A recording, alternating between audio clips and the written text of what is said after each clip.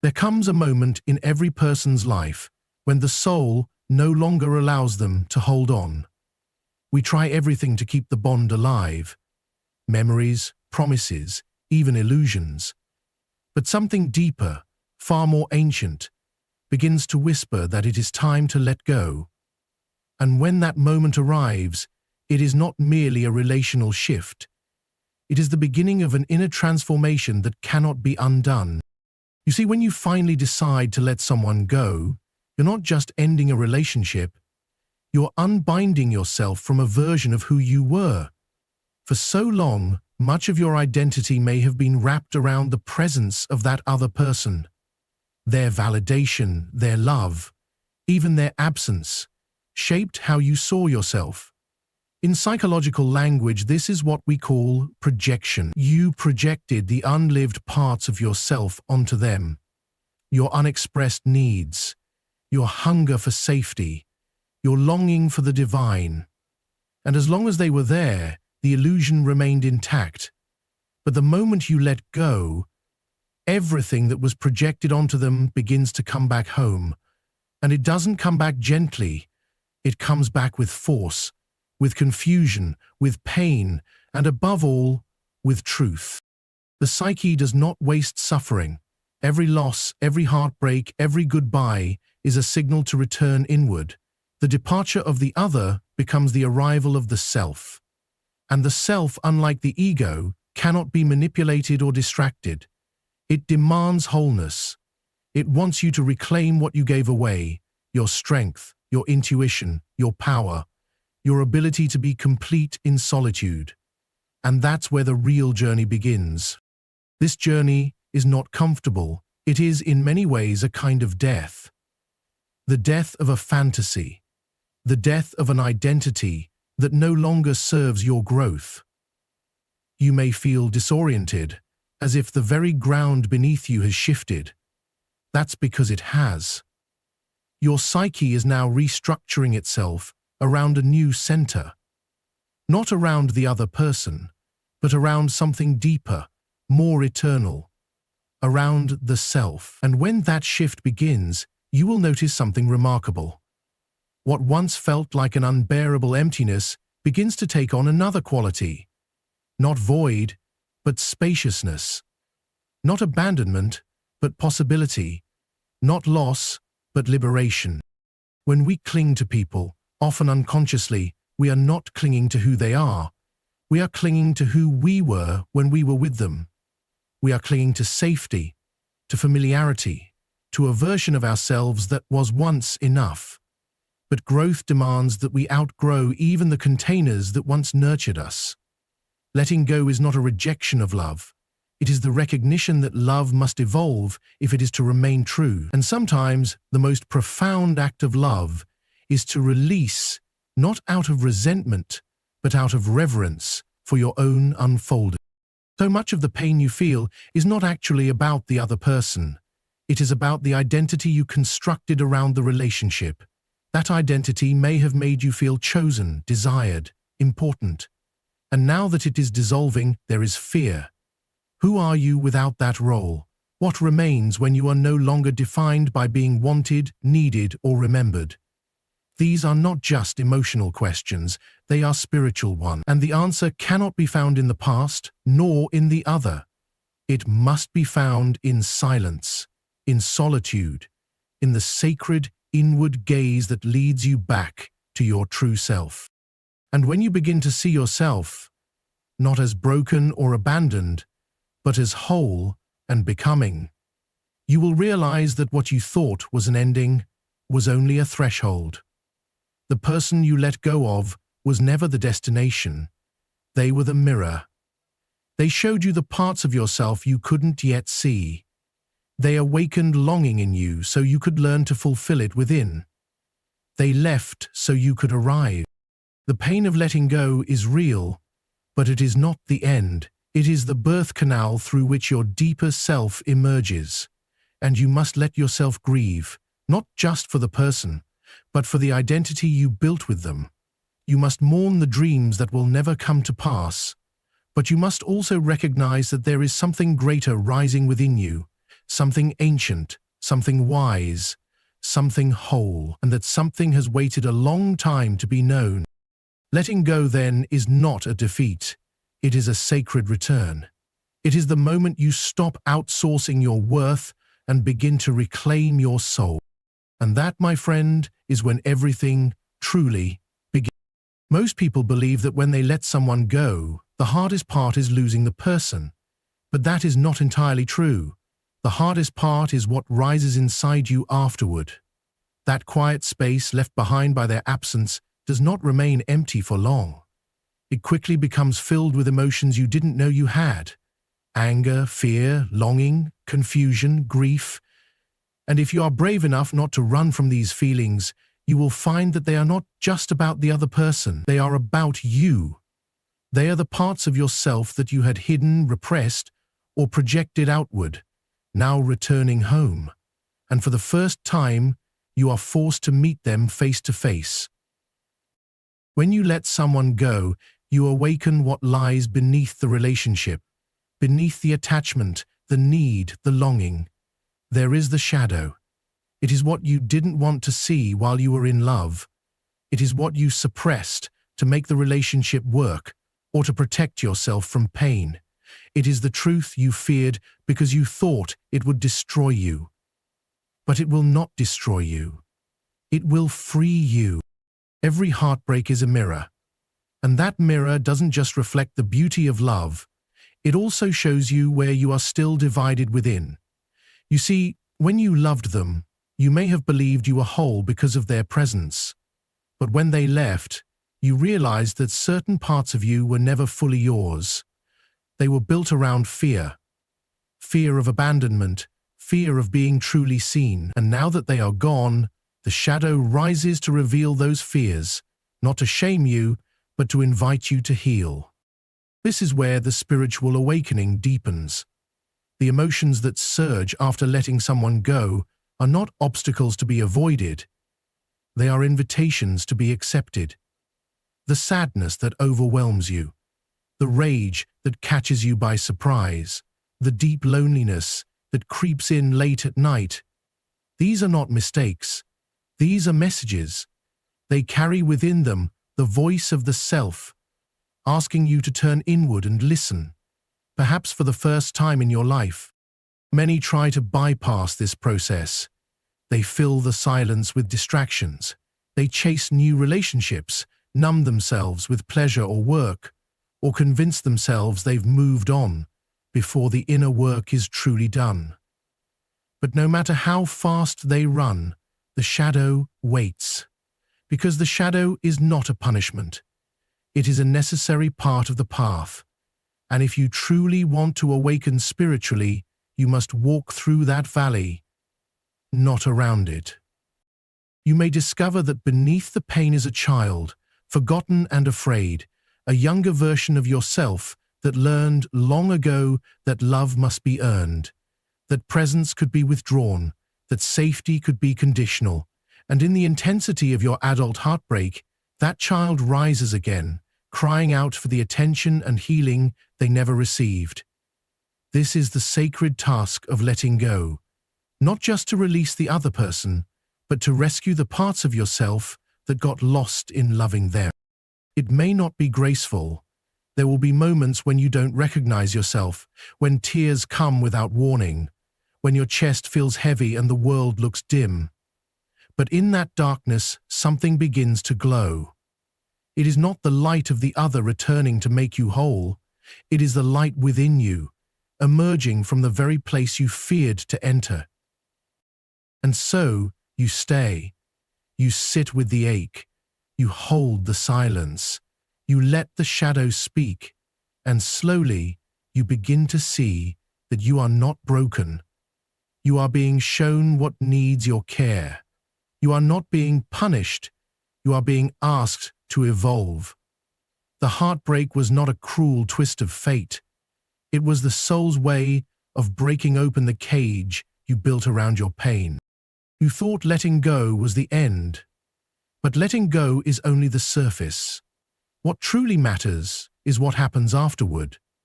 Will you run from yourself again? Or will you finally meet the parts of you that have waited so long to be held? This is not the kind of awakening that comes with peace and light at first.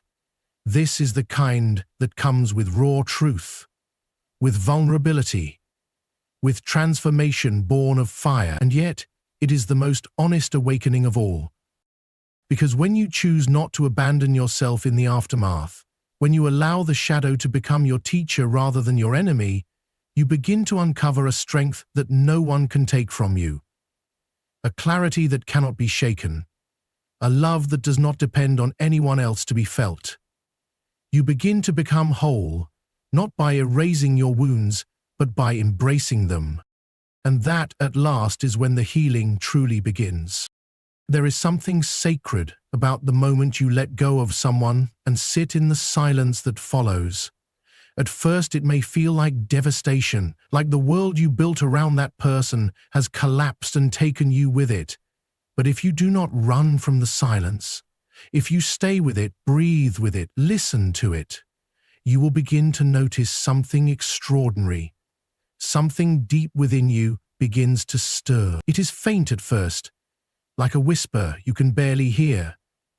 But it is there, and it does not come from your thoughts or your fear. It comes from something older, something wiser. The soul. What keeps most people from hearing the soul is the noise of the ego.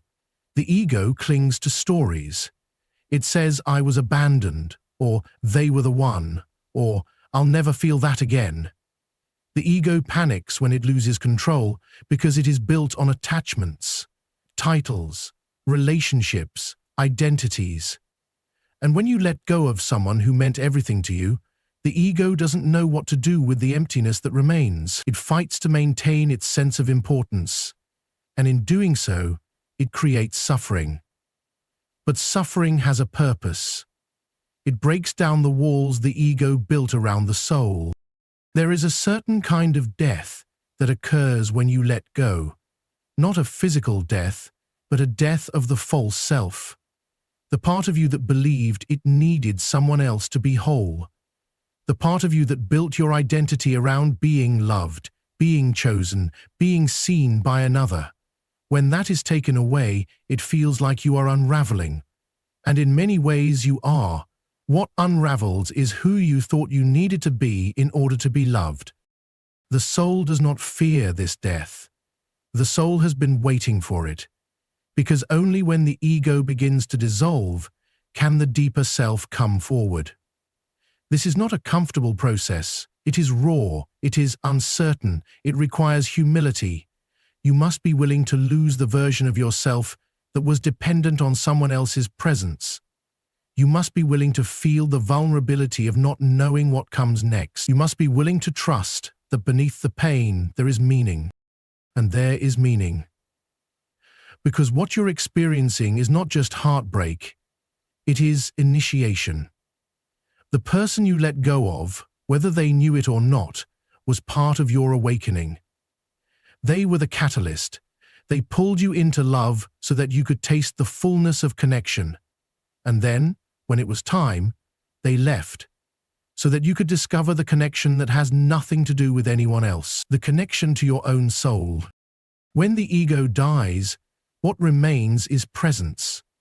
The mind may try to replay the past or imagine the future, but there is something beneath it that does not move. That is the soul's voice. It speaks without words, but you will feel it as clarity, as calm, as a quiet knowing that you are not lost. You are not broken. You are simply awakening to the truth that no person, no matter how dear, can complete you, because you are never incomplete. Letting go creates space, and in that space, the false falls away. You begin to see the difference between love and attachment. You realize that much of what you called love was a negotiation. If you stay, I am worthy. If you leave, I am nothing. But that is not love. That is fear dressed in the costume of affection. Real love is not dependent on possession. It is born from freedom, from choice, from the recognition that you are whole with or without the other. The soul does not beg for someone to stay. The soul does not collapse when someone leaves. The soul grieves, yes. It feels deeply, but it does not forget itself. And as the ego quiets down, the voice of the soul grows louder. You begin to feel a deeper rhythm guiding your life, one that was drowned out by the noise of attachment. You begin to trust that the ending was not a failure, it was a doorway.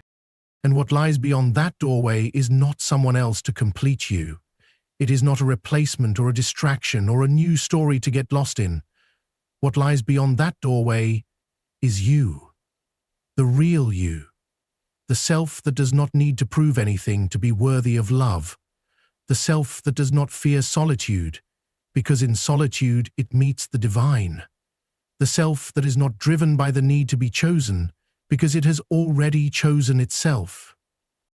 This is the quiet miracle that begins when you let someone go. Not the relief of no longer missing them, but the revelation of who you are without them. And in that revelation, something beautiful happens. Not all at once, but steadily. You begin to feel light again, not because they came back, but because you did. When someone you've loved deeply is no longer part of your life, the pain can feel unbearable. There is a heaviness in the chest, a hollowness in the soul. It feels as if something sacred has been torn from you. And yet within that pain lies a strange kind of invitation, an initiation, not just into grief, but into a deeper awareness of who you are. It is in this space of raw vulnerability that something ancient is stirred awake within you, not a concept or an idea, but a force, a figure, a living symbol within the psyche that emerges when suffering refuses to be numbed or avoided. It is the wounded healer. The wounded healer does not arrive when everything is calm. It does not appear when life is simple or your heart is unbroken. It emerges only when your sense of control is shattered, when the illusion that love can be preserved through possession or certainty finally dissolves. It is born in the moment you realize that no matter how deeply you loved, you could not keep them. And in that moment of helplessness, a deeper power begins to rise. The pain you feel is not meaningless. It is the seed of wisdom. The wound itself is the passage through which transformation takes place. And the beauty of this transformation is not in becoming immune to pain, but in becoming intimately familiar with it. So familiar, in fact, that it no longer frightens you. You begin to see that your capacity to suffer also reveals your capacity to understand, to connect, and to heal. Not just yourself, but others. This is what the wounded healer carries. Not perfection, not immunity, but the power to hold pain with reverence. To see it not as a curse, but as a teacher. You begin to notice that the very thing that once broke you is now the source of your compassion. The very ache you thought would destroy you has become the doorway to your humanity.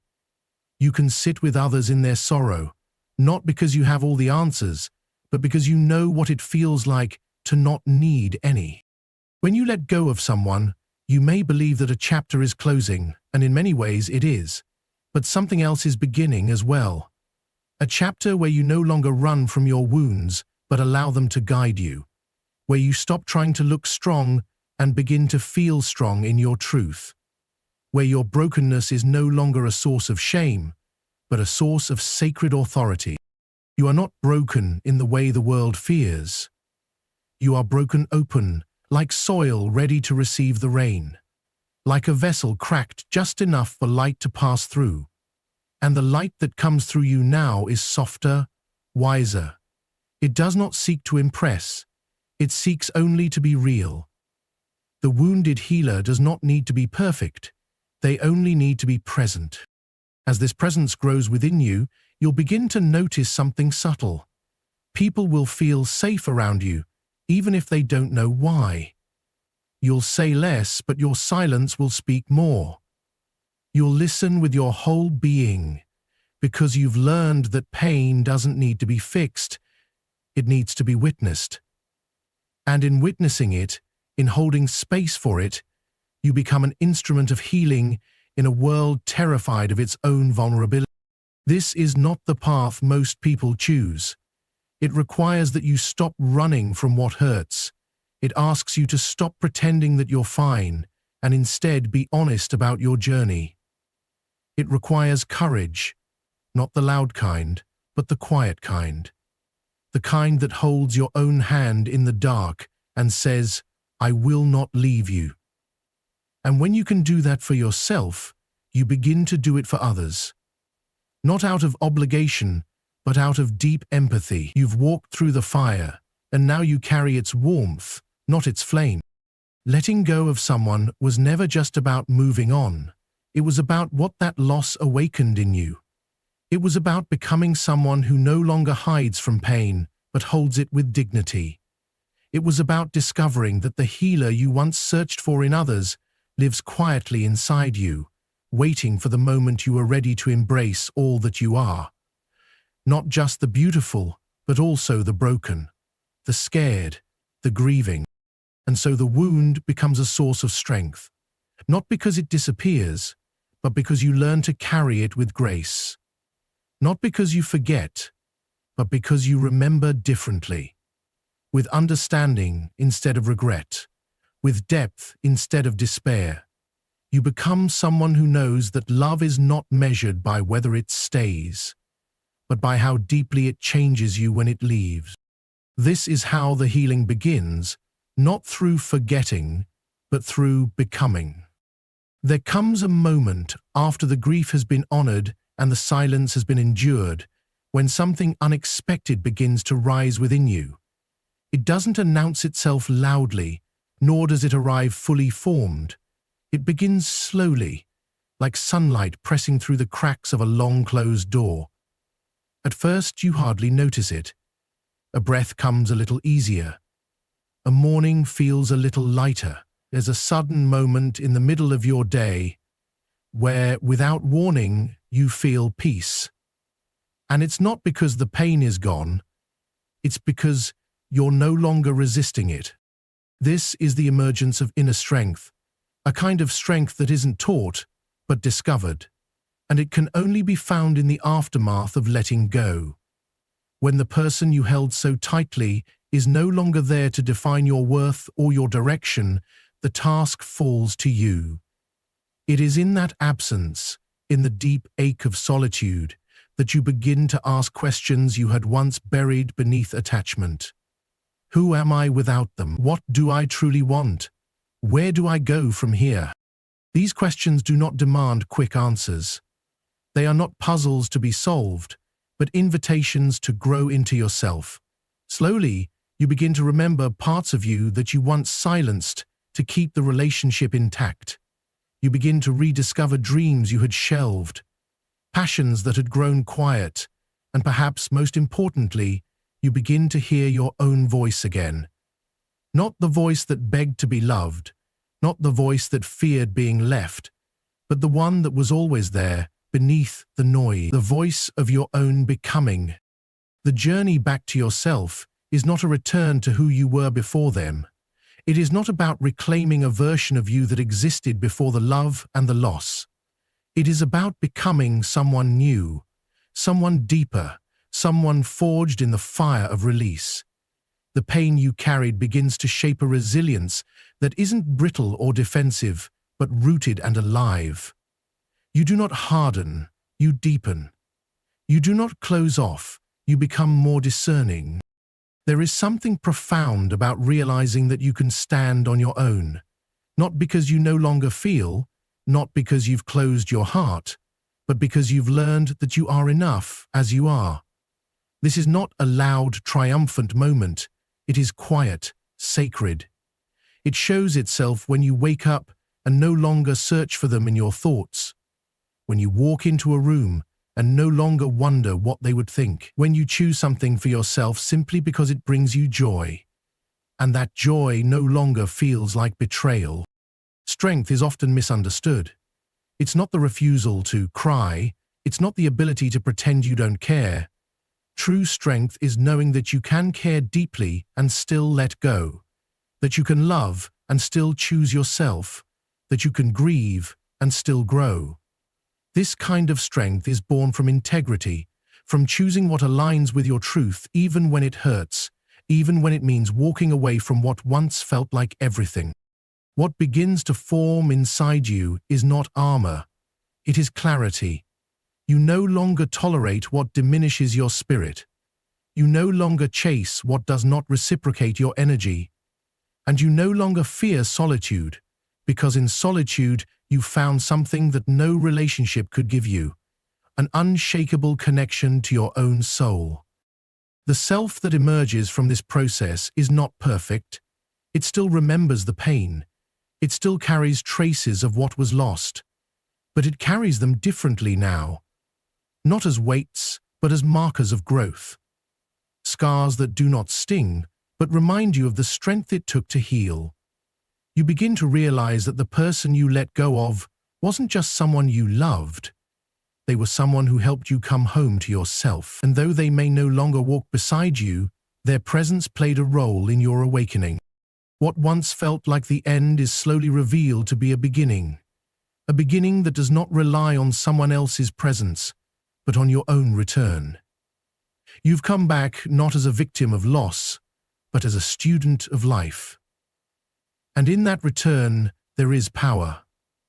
A quiet, steady power that says, I have felt deeply, I have let go, and I have risen. Not in spite of the pain, but because of it. And that is how you begin to walk forward, not to escape the past, but to honor it by becoming everything it prepared you to be.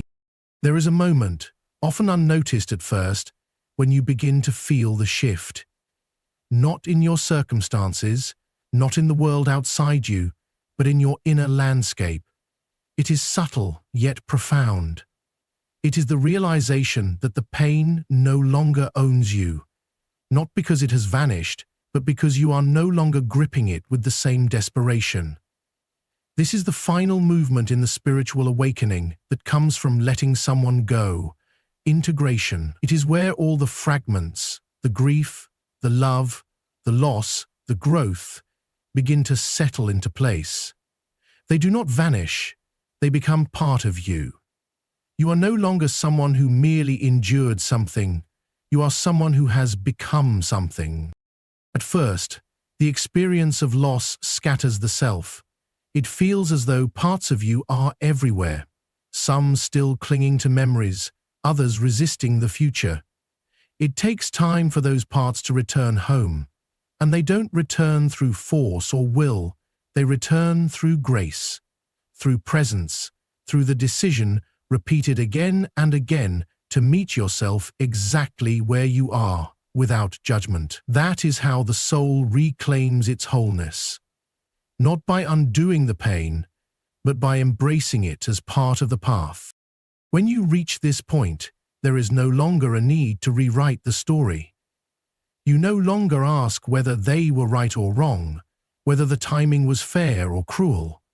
You stop needing closure in the form of explanations or apologies. Instead, closure arrives as understanding. Not just about them, but about you. You see, perhaps for the first time, that this loss was never meant to break you. It was meant to reveal you, and everything you went through was not a detour from your spiritual path.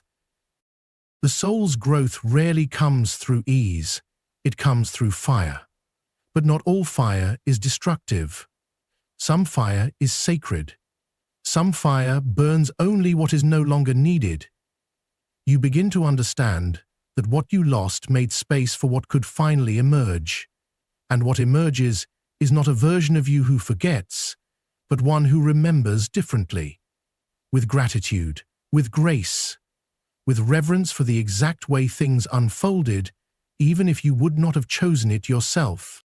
You carry the memory now not as a wound, but as a symbol, a reminder of how deeply you are capable of loving and how strong you are in letting go. And this strength does not harden you, it softens you. It opens your heart, not to repetition, but to authenticity. You become more discerning with who you invite into your life, You no longer need someone to complete you because you have already done the work of meeting yourself. When you reach this place of integration, forgiveness becomes possible, not because they earned it, not because the past is erased, but because you no longer want to carry the weight. You understand that holding on to resentment binds you to what is already gone.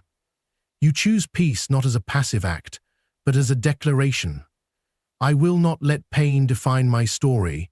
I will not let absence shape my worth. I choose to be free, not from the memory, but from the chains I wrapped around it. And then, in time, you begin to love again. Not blindly, not from lack, but from fullness. You love not because you're afraid to be alone, but because love is your nature. You become less concerned with being chosen and more aligned with choosing. You do not rush toward new bonds to escape the old ones. You enter connection from a place of inner clarity, and that clarity is what allows you to love in a way that is no longer about possession or fear. It is about freedom. It is about presence. All of pain you endured becomes part of your wisdom. It sits quietly in the background, no longer loud, no longer raw. It has taught you how to see people more clearly, how to listen, how to stay with your emotions without being ruled by them. It has taught you that endings are not failures, but thresholds, and you now walk through those thresholds with awareness. The one you let go of. They were not a mistake. They were a mirror, a moment, a chapter. They arrived so you could awaken, and they left so you could continue. That is the gift of the soul's journey. It wastes nothing. It transforms everything. And now, standing here after the storm has passed, you do not feel empty. You feel spacious. You do not feel lost. You feel alive. You do not wait for life to begin again. You realize it never stopped.